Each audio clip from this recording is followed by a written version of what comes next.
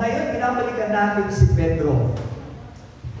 Peter just thought of going back to his old life, to his being a fisherman once again.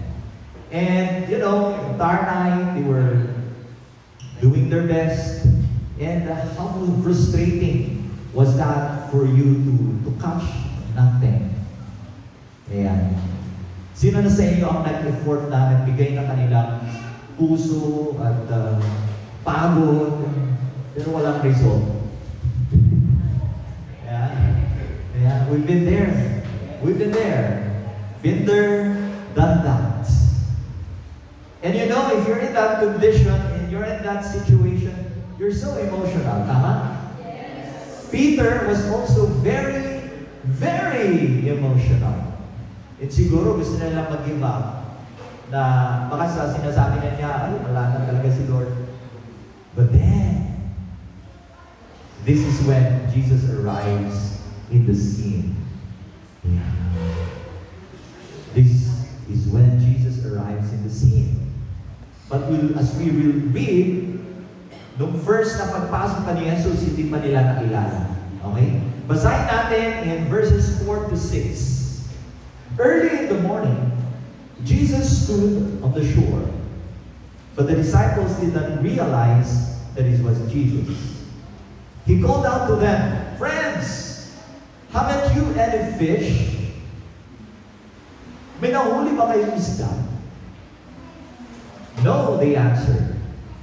He said, "Throw your net on the right side of the boat, and you will find some."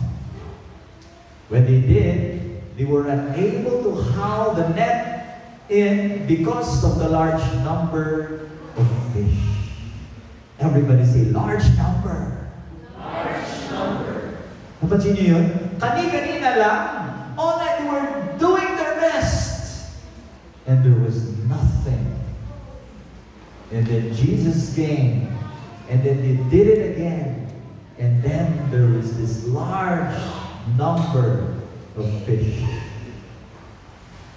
First message, pag wala si Jesus, wala talagang mangyayari, tama?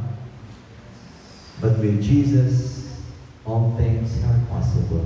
Amen? Amen. Palakpakan natin sila.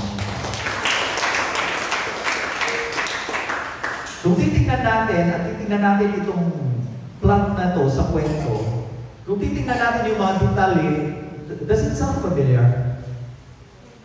When Peter, for the first time, was called by Jesus, di ba ganun yung nangyari?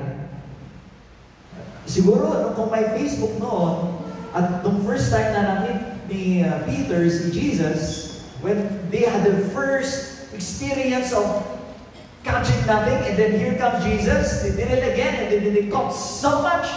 Siguro, di ba? Groovy with the fish. And then post, upload. And then now is tinitingnan nila nasa memories. Nasa memories. And now that it's happening again, oh my God. Here it is again. This is how everything started. I want you to remember the first time that you felt God's embrace. Remember the first time that God spoke to your heart. Because that is the first reminder for us that if you're feeling lost, it feels like you're in limbo, parang walang nangyayari, what you need to do is, number one, you need to remember your conversion. Ang sabi sa katabi, remember your conversion. Kasi kahit sino man, kahit yung ating founder na si Brother Bo, sinasabi niya, there were times that he felt lost. It happens to the best of us, yes? And we have to remember where it all started. Kasi minsan, we'll be tempted to go back to our old life. And that's why, here's my message to you. Remember how Jesus called you. Sabihin sa katabi, remember how Jesus called you. Balikan mo yung time na nag-yes ka sa Kanya, you relive that moment. when you were embraced by God, when you were smitten, you felt the divine love. At pakinggan mo ulit yung sinasabi niya sa puso mo. Because that's the message for us today. That God is calling us again. So I want you to tell the person next to you, God is calling me again. Go, go. God is calling you again. God is calling me again. I remember a time when I was in Makati. It was 2011. I was working there as an accountant. And I was so busy. I was earning okay. I was attending church. But there is this longing in my heart. Yung parang somewhere in my heart there is this desert. There's this parched land na parang naghahanap ng living water. Parang naghahanap, searching. And one day I attended a seminar. And Bo Sanchez was there. And at the end of his talk, he shared about the feast. And I was intrigued. So sabi ko sa sarili ko, let me try it out. So pumunta ko doon sa PICC. And oh my God, I felt the love of God. I felt His embrace. And the teachings were really, they spoke to my heart. Yung hinahanap ko parang, yes, yes Lord, I've been looking for this. At may sasabihin si Brother Bo, yes, amen. Sabi ko sa puso ko, kasi hindi mo ako makasigaw ng gano'n, hindi pa ako makapagtaas-taas ng kamay, but God was working in my heart. And I was listening to the talks, they were forming my mind.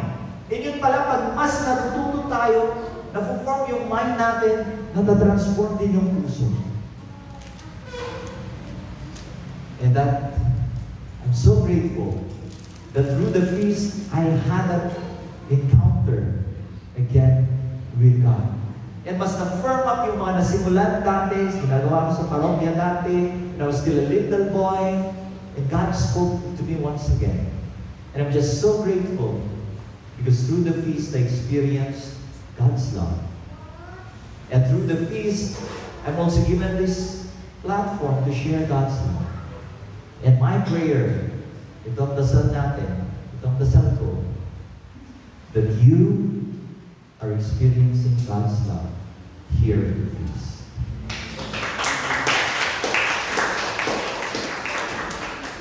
So allow God. Allow God. To some of you, it's your first time, so we're praying for you. To some of you, been coming here for some months. Yung iba, some years already. Yung iba, from the very beginning.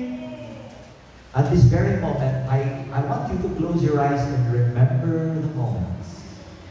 I want you to remember the moment.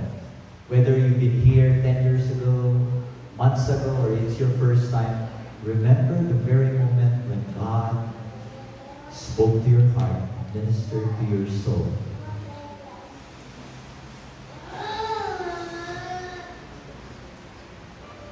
And just thank the Lord.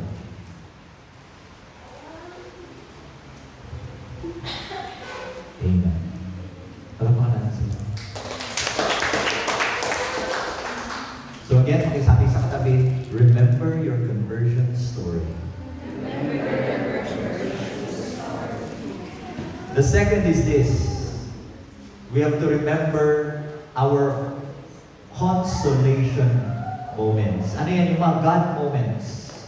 Alam mo, mababasa natin yan. May inspire tayo in verse 7. Let's read it. Then the disciple whom Jesus loved said to Peter, "It is the Lord."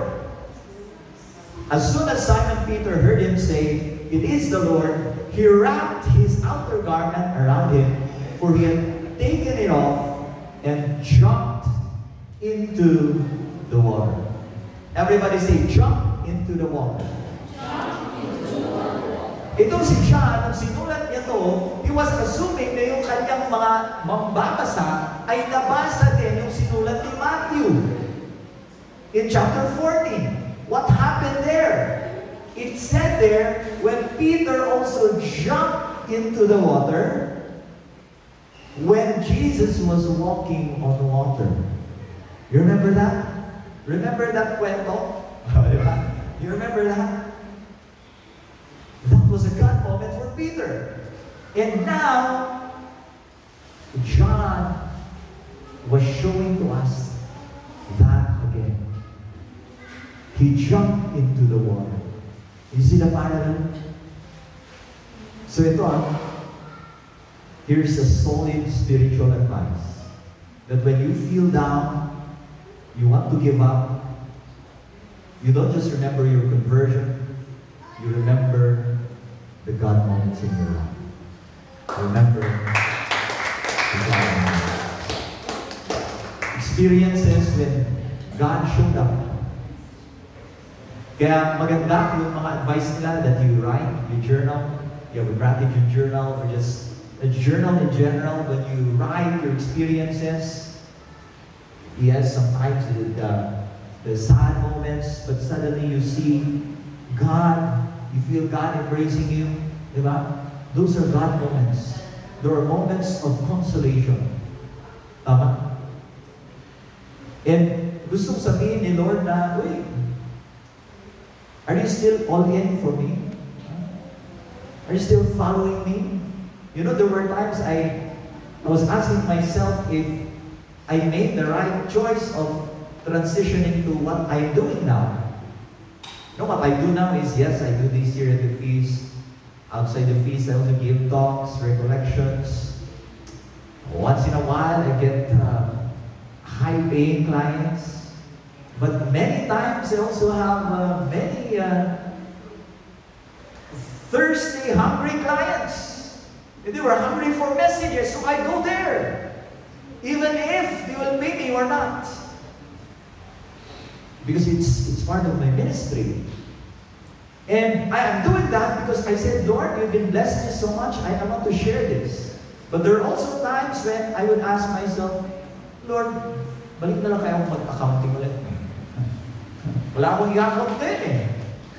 I have the skill, but where will I apply this skill? Lord, can you give me something to account? But then suddenly, someone would call. And someone would invite me. And this one is, yeah, may mga parokya, mga communities na may magbibigay ng konti ganyan. But you know, another called and said, give us your quotation at the end of this week. Ako naman, syempre, na-assist ko yan. Pinadala ko. Sabi pa nila, yeah, we forgot to mention you. We'll be doing this somewhere in this beautiful place. And of course, you need the accommodation, etc., etc. Would you like to add that to your quotation? Ba? Tumawad pa sila, pataas ulit. I remember the times when I had those moments na may tumatawad, pero patawad pataas. Lord talaga. Isa pa. The year was ending. And of course, when the year is ending, there are may mga add-on din sa family, of course, sa family naman. And then sabi niya, yeah, can we do this? Can we do this with you? Give us your quotation. And unfortunately, we're gonna do it this December. We have to do it next year, the following year. Pero okay lang ba if we pay you in advance? Okay lang ba if Siyempre, kalmado lang. Those are God moments. God moments. Si Lord na yun eh, di ba? I'm talking about finances, but there's more. Non-financial, just yesterday, we had Advent Recollection, all the Catholic Renewal communities gathered. Yes, I'm the coordinator overall, and they were saying, congratulations. I was just saying, no, congratulations to all of us. Hindi na ako nagmamando, pero gumagalaw-galaw. Lahat, ibig sabihin, God is working through them and in them. And to those of you who were there, thank you so much. That was a God moment as well. So I want you to recall those moments. when you were consoled by God, financially, non-financially, relationally, in your studies, God is present in our lives. Amen? Sabihin mo sa katabi, remember that.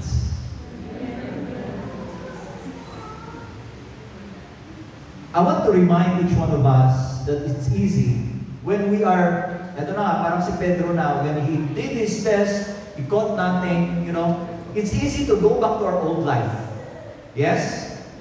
Nagsuserve ako, Lord. Nagyas ako sa iyo, tapos ganito lang. Sa simula lang pala yun. But listen to this. Your old life has nothing to offer you. Only God can meet your needs. I want you to say that to the person next to you. Only God can meet your needs.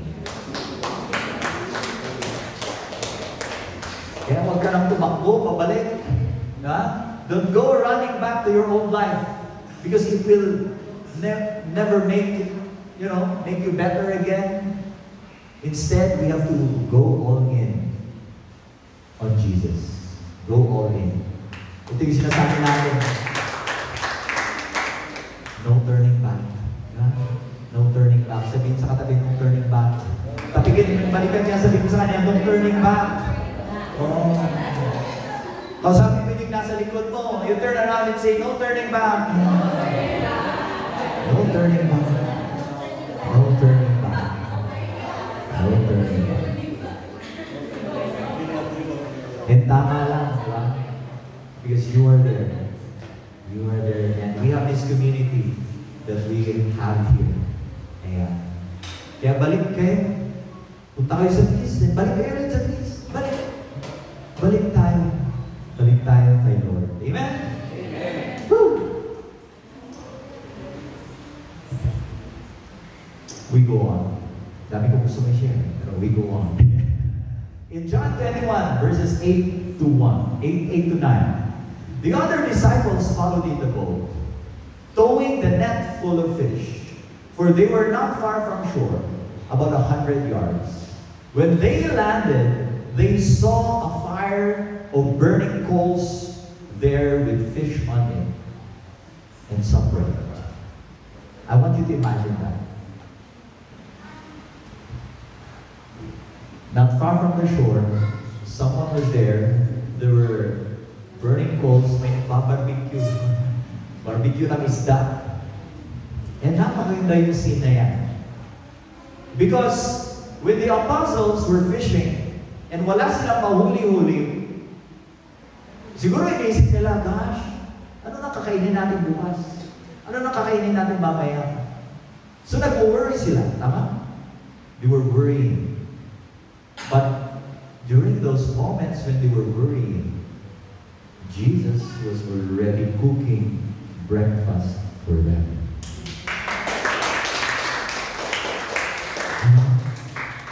It's a breakfast buffet. It's a beautiful breakfast buffet.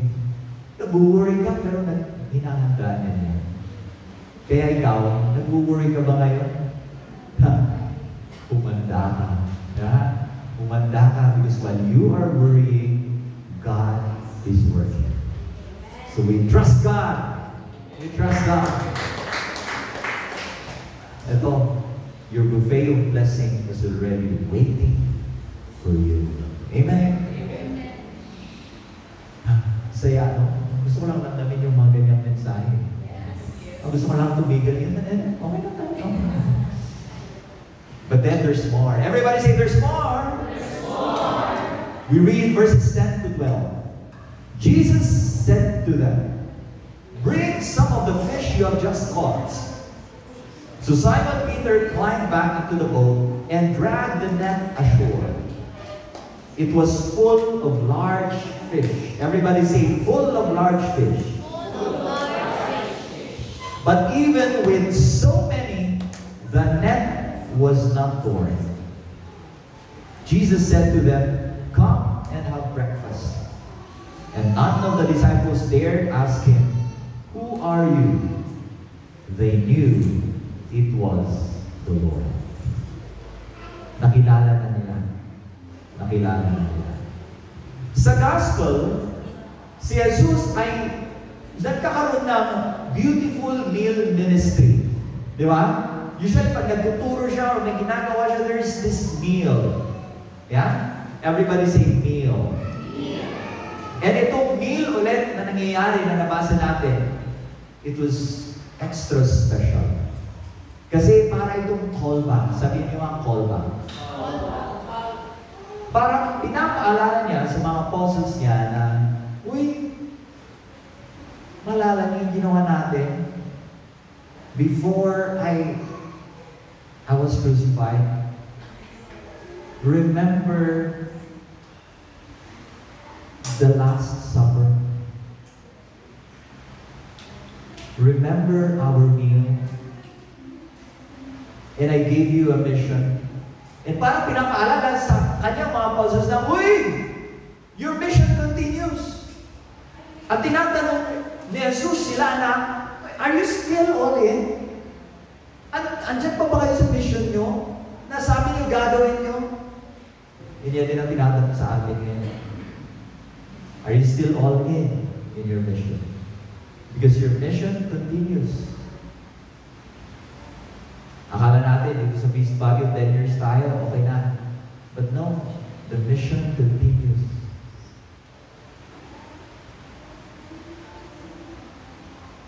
Sabihin sa katabi, your mission continues.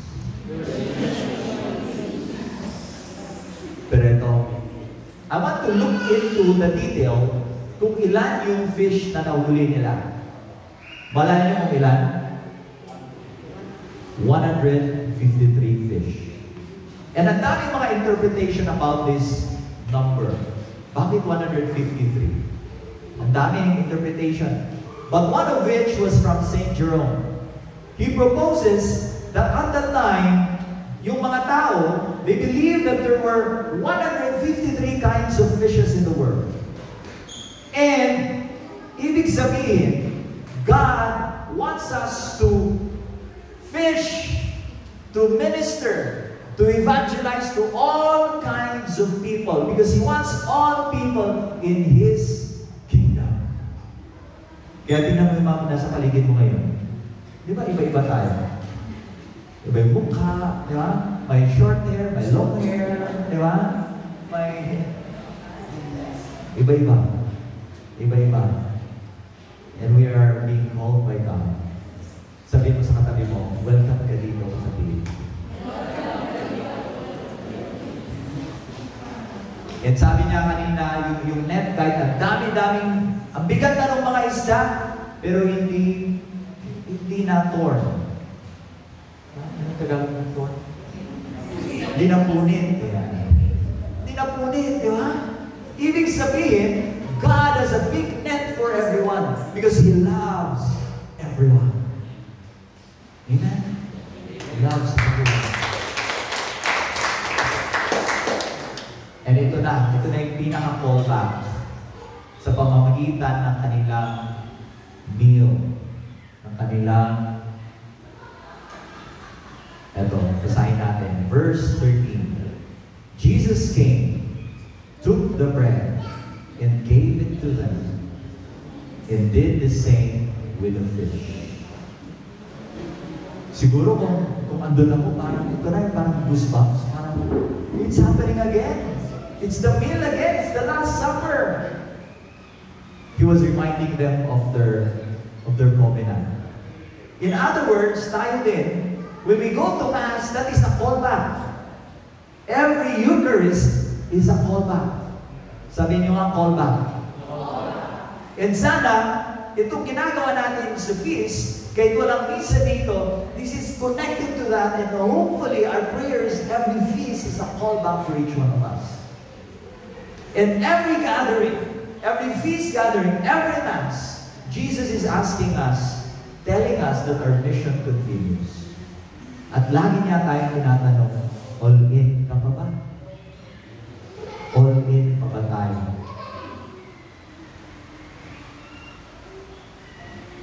I would like to close with this. Daming sarap magnilayan dito, no? But we're going to close our talk with this. It's an incredible dialogue between Peter and the risen Jesus. We read it.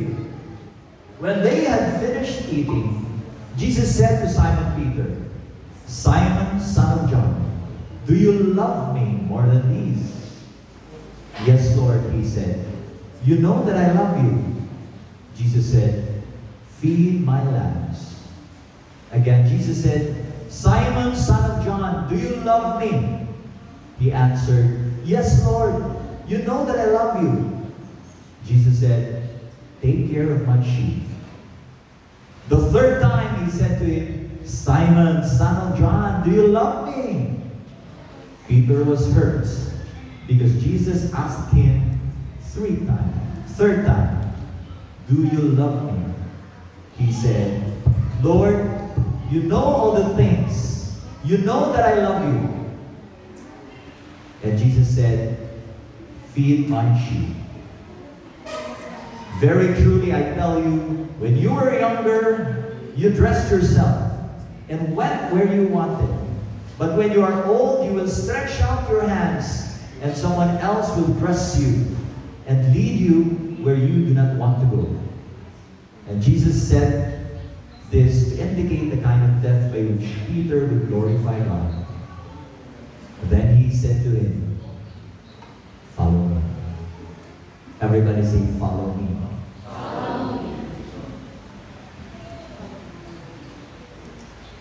You can all stand. Because God is asking each one of us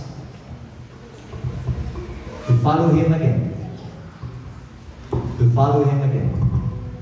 And take note that in verse 9, John says that itong pag-uusap nila was over a charcoal fire. Sabihin mo nga, charcoal fire. Charcoal fire. And you remember the last time when Peter saw a charcoal fire? It was the moment when he tried to follow Jesus when he was captured. Captured pero sumama siya. Inimbistagan siya ni Pilato, and Peter was outside where there was like a bonfire, a charcoal fire. And a woman said, "Hindi ka ba kasama niyan?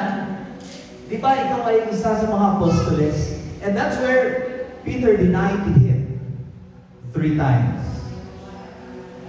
Remember?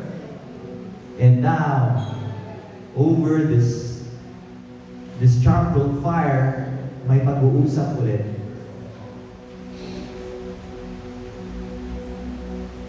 And baka si Peter, parang naalala niya yun.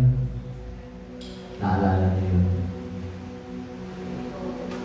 And siguro, nasabi niya, "Kaya ba paulit-ulit, Lord? 3 beses din that you asked me because I denied you 3 times. Jesus, I'm sorry." Maybe he was so guilty. Maybe awkward na siya. Maybe hindi niya alam ang gagawin niya. Pero ang ginawa ni Jesus made the first move. Yan naman laging ginagawa niya. Jesus made the first move. Papalapit yung Pasko, we celebrate God, the Son coming to us. Isn't that God making the first move? And God is calling you again. Itong pag-uusap nila na parang paulit-ulit, back and forth, it was, parang it's like getting back to when Peter denied him 3 times. Pero ito,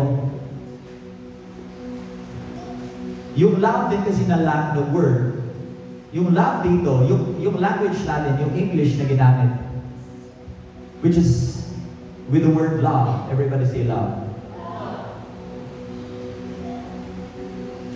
Love lang kasi yung isa na pwedeng pang-describe sa iba-ibang klase ng love, na kung sa Greek word ay iba-iba. Iba-iba. Can show that parang pattern. The first question was Jesus asking Peter, Peter, do you love me? And the version was, Peter, do you agape me? And agape is divine love.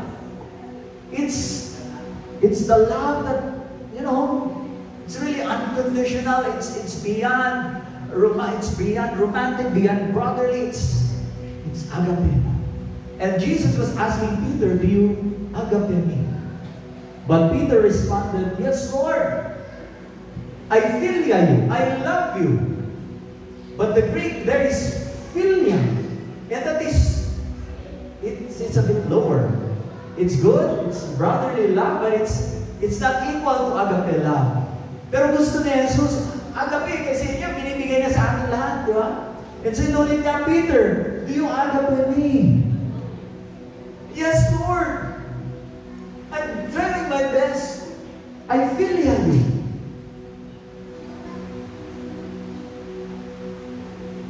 And Jesus asked him the third time. But now, he did not ask him agape. He asked him, Peter, do you philia me? Bumaba siya. Jesus is meeting us where we are. And this is the beauty of the power of our Lord Jesus. Because when He comes down to our level, He does not stay there with us. He raises us up. And that's what we are preparing for as well in our church in this Advent season. We are preparing for Christmas season. Celebrating God becoming man. So that man will share in God's divinity. That is what's happening again. And Peter, he was humble enough to say, Lord, I want to agape you, but I can just philia you. And that's why it is showing Peter's humility. And with his humility, it led him to his primacy. God cannot work with people who are not humble enough. And God cannot bless the person that we pretend to be. Sometimes you're good at pretending to be someone else. But before God, we cannot do that. Kasi hindi niya imimit the person that you're trying to pretend to be, but that's not you. So the invitation for each one of us is to be real with Jesus. To be vulnerable. Just to be open with Him. Because we need to be humble enough so that God can work in our hearts and God can work through us.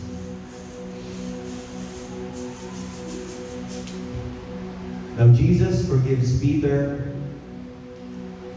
because of how much He loves Peter.